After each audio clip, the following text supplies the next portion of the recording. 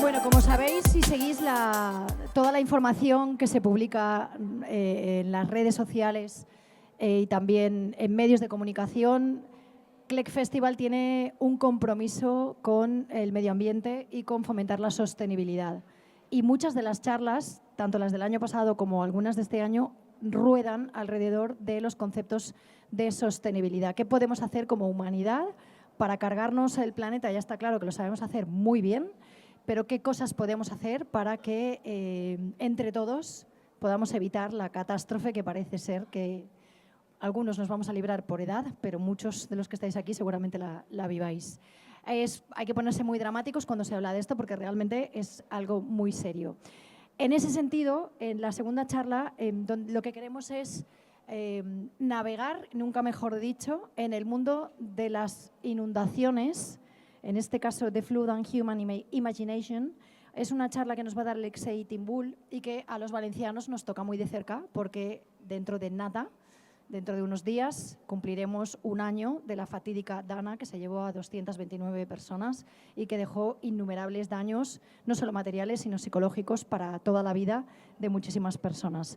Así que a través de la charla de Alexey vamos a descubrir inundaciones naturales y cómo se interpretan en las diferentes culturas y también cuál es la relación que tiene con la imaginación y la creatividad.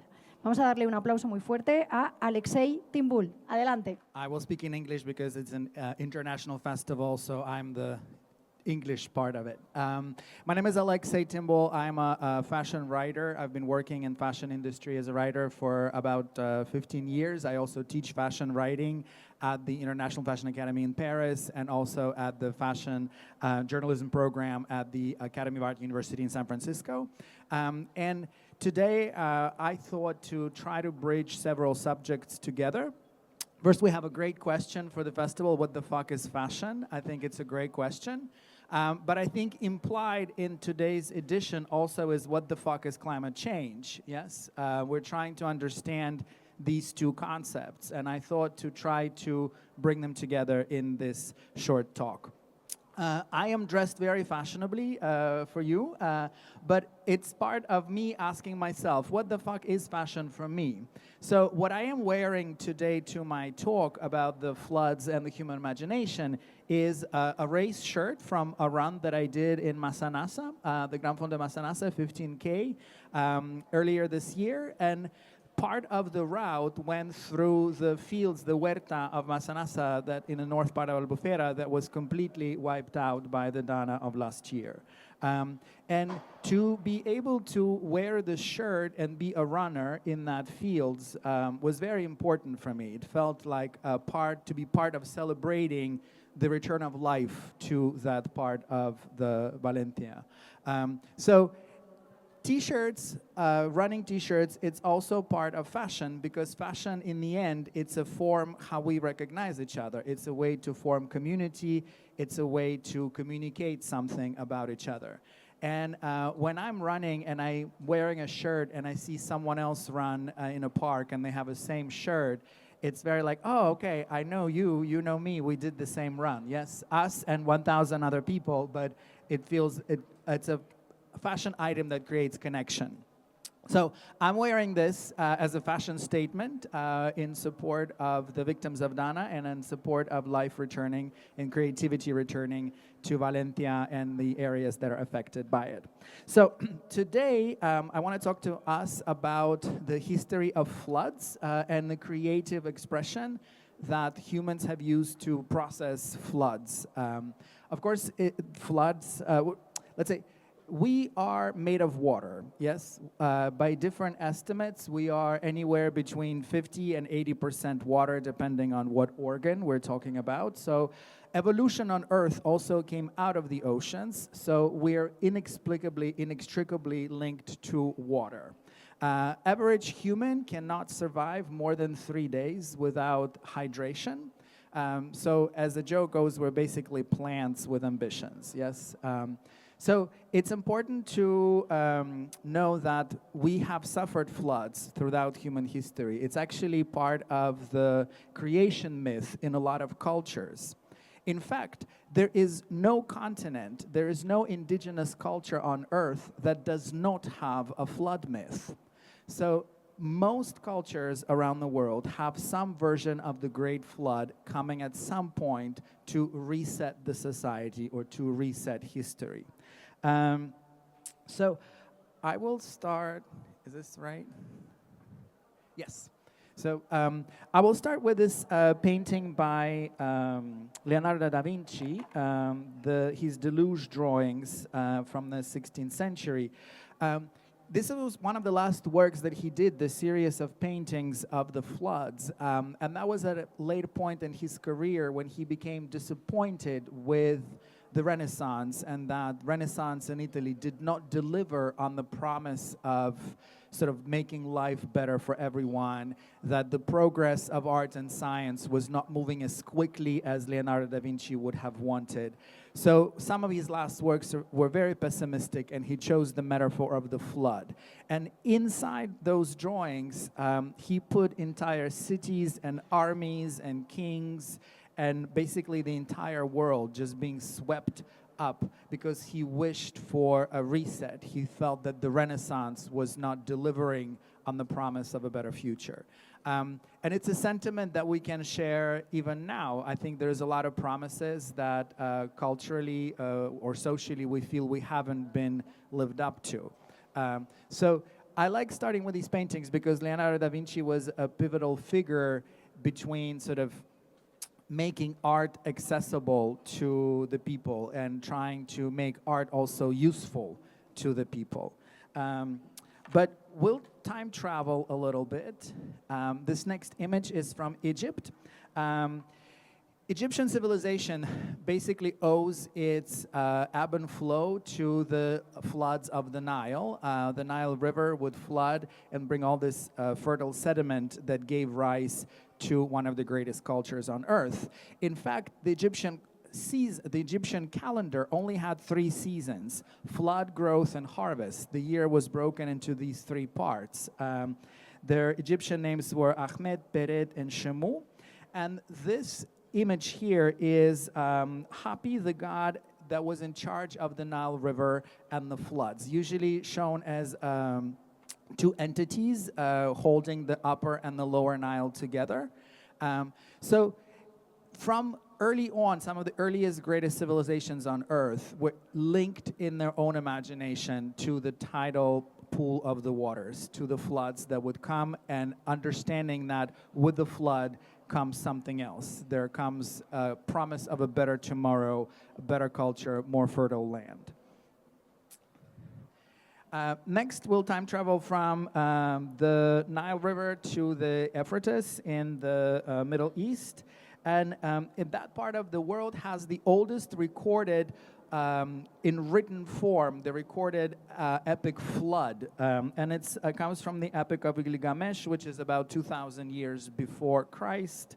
And in the Gilgamesh epic, the main god sends the flood to Earth because people became too noisy. They became sort of too rowdy and nosy, and the god says, let's do a reset. Sends this great flood, wipes out the entire civilization, except for one person. The god appears to this one person before the floods and goes, I'm mad with everybody, but I'm going to give you in on a secret. Why don't you build a boat? Don't ask questions, right? So this person builds a boat, survives the flood, restarts the civilization, and this is 2,000 years before the Hebrew Bible. So this idea that floods always come as, floods sometimes come as a punishment, but within it they bring a promise of a better tomorrow. And in most flood myths, there is a secret hero. There is someone who understands the importance of what's happening and rises to the occasion to show that, no, humanity is worth saving. So we'll mark that idea for later. So we have, this is the actual piece of clay in which the Gilgamesh epic was recorded. And clay, of course, also is a product of a flood itself. So we had this sort of meta-narrative of a flood narrative being recorded on a piece of sediment that comes from floods. Now, if we... That's my next one, yes. So, same thing, if we travel around the world very quickly, in the Hindu mythologies, there's also a flood that comes and along the Gang River and clears out the society in India. Actually, if we go back then now to the Hebrew Bible, the floods that come, for which Noah builds the ark, follows the same type of narrative, right? The people have become morally bankrupt. God, Yahweh, sends the flood to cleanse the earth, picks Noah, tells him, build a boat, save some people, you're going to be an example for others. So it's a narrative that is repeated in variations throughout time and different cultures. Actually, in the Hebrew Bible or in the New Testament as well, something that I thought about just on the way here, the fact that one of the miracles of Jesus that convinced the people that he indeed was a son of God, that he indeed was a special person, was him walking on water. And it comes right after first act he did was to feed the people with the loaves and the fishes, right? So basic necessities. People need to be fed. The second act that's recorded in the Gospels that was supernatural was him walking on water. And I think it's not insignificant and it's not accidental that that was the act that is recorded, because Jesus didn't fly around. Yes, in his Gospels, he didn't become a butterfly. He didn't change into something else. He was just able to walk on water. And people at the time recognized, wow, that is a useful supernatural ability. We would love to be able to do that, because that area of the Middle East was and still is prone to flash floods. The Sea of Galilee, etc., was flooding these areas. So people understood, wow, if only we could walk on water, that's clearly a supernatural power that this person possesses. So again, our relationship with the flood and the ability to control water, to work with water, is very, very important. In the same Hebrew Bible, Moses, what does Moses do to lead the people back to the promised land? He parts the sea, right? Again, so it's an action against the flood. It's working, it's trying to control water as a force we as humans recognize as uncontrollable to us. Now, what's my next slide? Okay, we'll come back to that slide in a second. Also, if we go to the north and South America, to the Americas continent, most indigenous cultures there also have a version of a flood myth. For example, the Cayenne people of the Great Plains of America trace it to the floods of the Mississippi River that at one point would have flooded great distances there. The Hopi that live up in the Rocky Mountains, they also have a version of the flood where they say the flood rose as high as the tops of some of the mountains. So it's a recorded event in human history that appears throughout the world. The indigenous tribes of North America are also the first recorded people that had a response to this, to water. They began to waterproof their clothing. We know that that comes from North America. The people of the Great Plains of America were collecting sap from, like this thick sap from plants, and putting it between layers of their textile so that the water wouldn't get through. They were able to waterproof their clothing.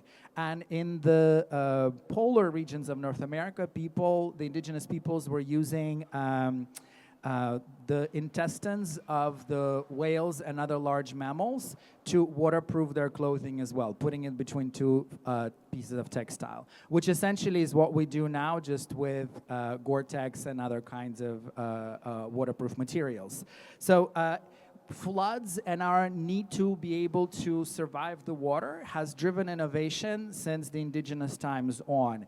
And fashion has been at the forefront of that, because going back to what the fuck is fashion? Well, indigenous peoples all over the world were wearing something. Fashion in its basic form is protection against elements. So I believe that fashion and floods and our response to them have gone hand in hand for a really long time.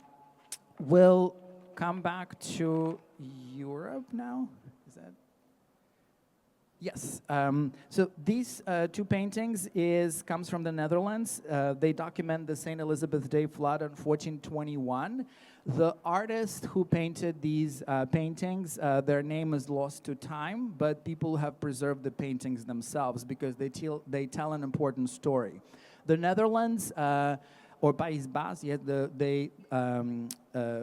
much of the country, for most of its history, lay below sea level, so they were accustomed to flooding. But the Great Flood in 1421 really changed the course of the entire history of that country, because people were like, yeah, if we want to continue to live here, we're going to have to look for some solutions. So after that, they were able to build better dams, reclaim territory, reclaim land from the ocean, and contemporary Netherlands is a great example of our fight back or working with the power of the floods and the tides. And this painting is one of the earliest in European history to document the suffering that happens on communities that get separated by the floods, and people in the pictures, they are walking around with their last possessions trying to find other people and recreate community after the devastation of the floods. This is another important painting from Max Ernst. It was painted in 1942. It's called Europe After the Flood. And it's his response to the rising tide of fascism and Nazism in Europe at that time. He paints this very apocalyptic vision of Europe. The painting is called Europe After the Rain, and everything in it is unrecognizable. We sort of can trace this maybe is a building, this maybe is a person, this maybe is a horse, but we can't really tell because it has become unrecognizable in the flood and the mud. And this was his depiction of what he felt was happening to Europe at that time. So he used the metaphor of a welcoming of flood so that it would cleanse Europe of fascism and Nazism. Next is perhaps... where is that? Floods are also well documented in contemporary photography. This is a very famous image from New Orleans when in 2005 Hurricane Katrina devastated the Gulf Coast of the United States. And this picture was taken by Michael Appleton, the journalist. And you see that it's a flooded area, but the buildings are on fire because there were gas leaks, there were power lines that were down. So this very apocalyptic documentation of our, when sort of our comforts turn against us, right? And so gas becomes flammable and the world is both drowning and on fire at the same time. It's not unlike some of the images that we've seen from last October. Perhaps the most famous depiction of a flood or incoming tsunami wave is this, the Great Wave by Hokusai from 19th century Japan, part of the 36 views on Mount Fuji.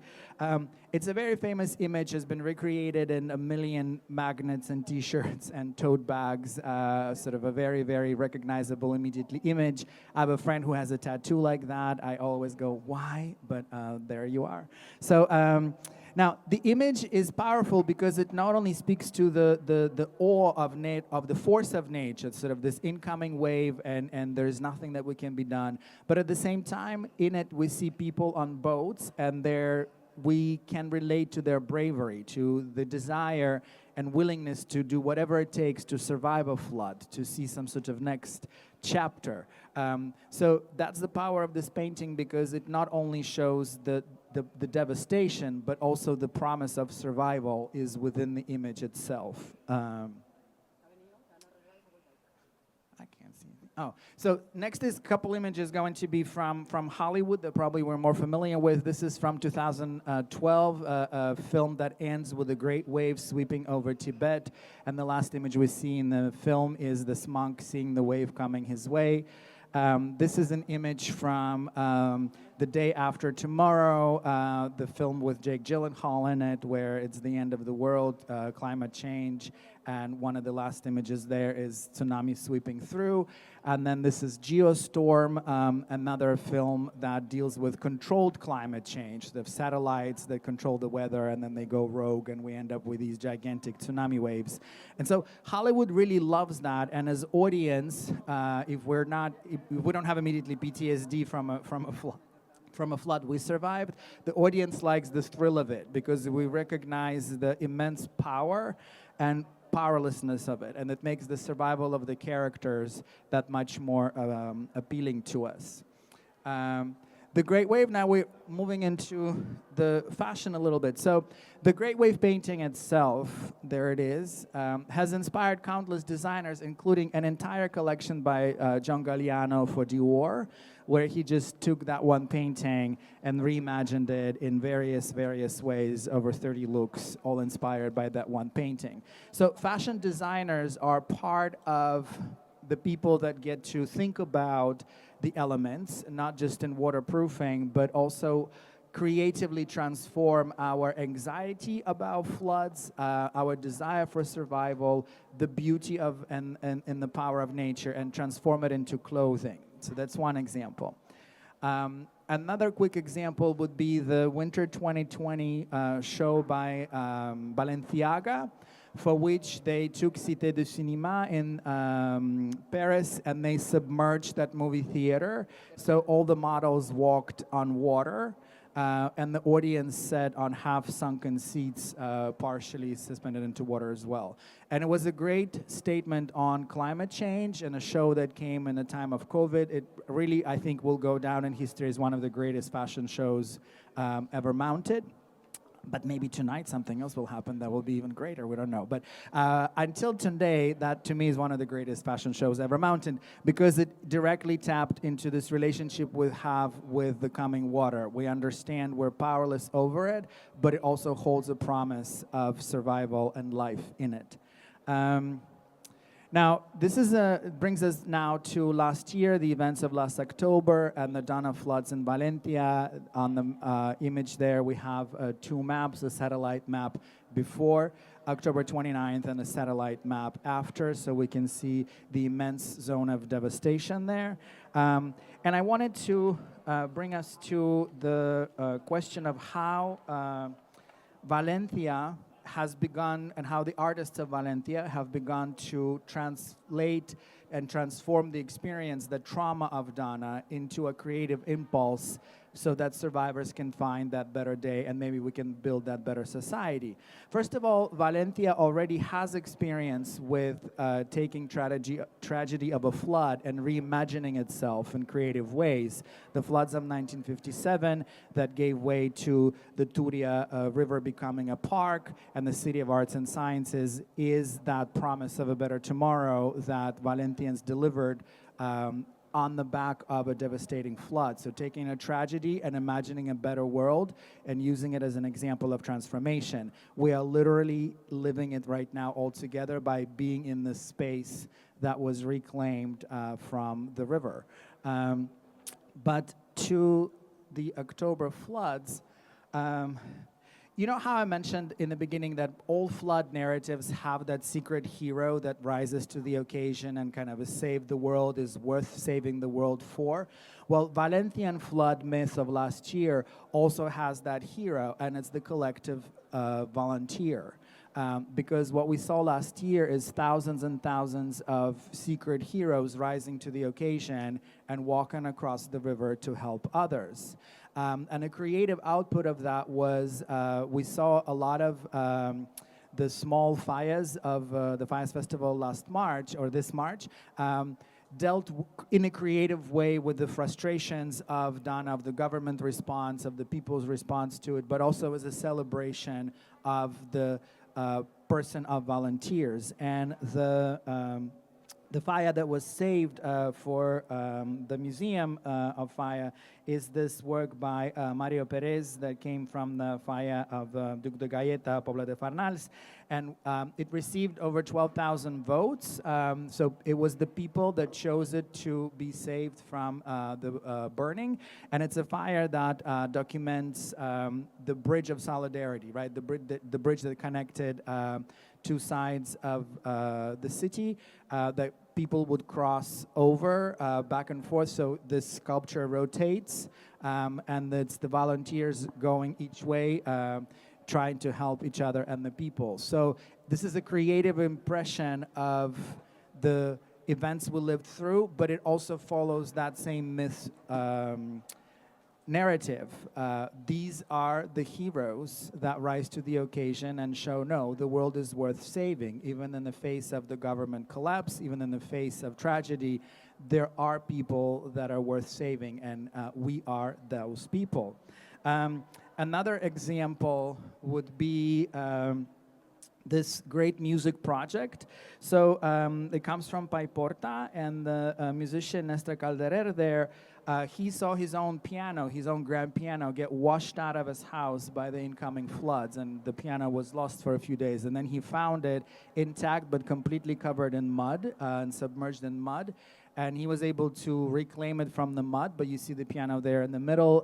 They purposefully did not fully wash it because they wanted to preserve it. And then he and another Valencian artist, Edu Comillas, they have documented all the sounds that the piano can still make. So they have an archive of each key being played one by one, and now they're collaborating with a lot of other Valencian artists, electronic music artists, and live piano artists to give this piano another life, another chance at sounding through music that's been now digitally processed. And they had done it once in May, but on Monday, Paiporta will be it's not celebrating. I was thinking it was going to be celebrating the Day of Dana. No, they'll be commemorating the Day of Dana, and as part of those events, in Paiporta, this piano will be played again along with other pianos. So it's another creative way of people to reclaim the trauma and use creativity in order to give this another meaning, another life. I'll come back to that. In films, film is another art form that tells us about the floods and our own experience. And of course, now coming up on 1 year anniversary of Dana, we have a lot of documentaries coming out. There is Riadas, which is on Amazon Prime already. There is a couple others that are coming to other streaming platforms.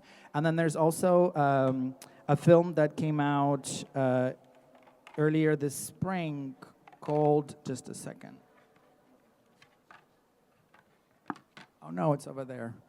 It was called The Silent Flood, and it was about the volunteers. The film produced by Rambleta, where outside of Rambleta, the Performing Arts Center, because of its strategic location just across the river, in the days immediately after, a kind of a volunteer hub self-organized, and people knew if you have a bicycle, you can go there, they'll give you things to take over to the other side because bicycles were the only way to get there. People were bringing essential supplies there. And then Rambleta at one point began to document that, and they made their own documentary about this experience of volunteers and turning a performing arts center into a shelter for volunteers from other cities and a coordination point. So The Silent Flood, it's a great documentary about volunteers of Valencia that is also, I imagine, will be soon available on streaming. And last bit that brings us to is the great symbol of the Dana tragedy, but also of volunteers rising to the occasion in Valencia at that time, because this became the site of muddy boots. For weeks and weeks and weeks, if you saw somebody on the train, in the street, and they had muddy boots, you knew where they were and what they were doing, and we were all moved by it. It would not be uncommon to have a group of people that maybe changed their shirts, they kind of look clean, they wash their face, but it was the muddy boots that made people clap in the terraces of cafes as volunteers were coming back from doing their work. And it's not accidental to me that it is a fashion item. It's the boots. It's an article of fashion that became the symbol of the volunteers rising to the occasion. Because fashion is the easiest way for us to recognize each other. It's a language we all speak. We don't need a whole lot extra explanation. I see muddy boots. I know who you are. I know what kind of person you are in this moment. That picture is my muddy boots with my partner, and we're one of hundreds of thousands of muddy boots in Valencia at that time. And to me, it also speaks to the power of fashion as a way to both capture the moment and communicate it to the people. And it also makes me very much excited for the shows this weekend, because we get to find out how do Valencian designers, or even the Valencian designers, processing the events of Dana through fashion. We have 2 days and dozens of shows to get to see the fashion response of Valencia to the events of last October.